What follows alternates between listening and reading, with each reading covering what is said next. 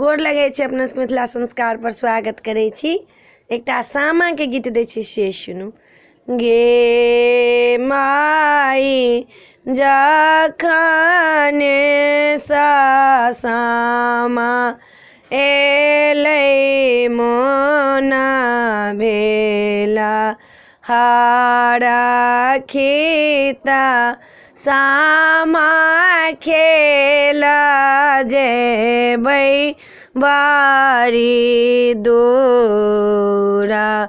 गे माई टोला पारो साके संगी सबा आए थीना संगे संगे सामा खेला जाबगे।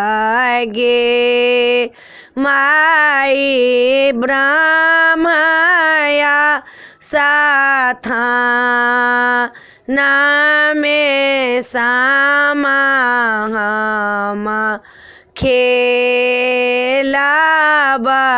भैया जी के मांगा बायासी सगे।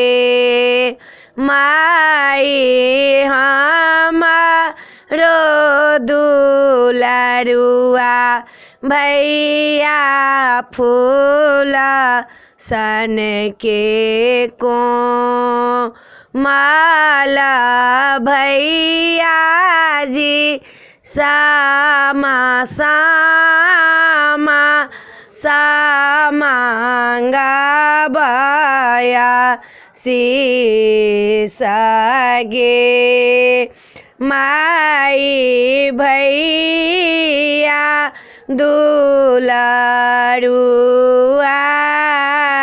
हमारो जे बड़का भैया दाना दहेजा दिया आई गे।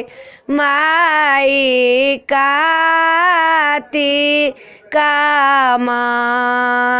साकुमा छौ गे बहिनाया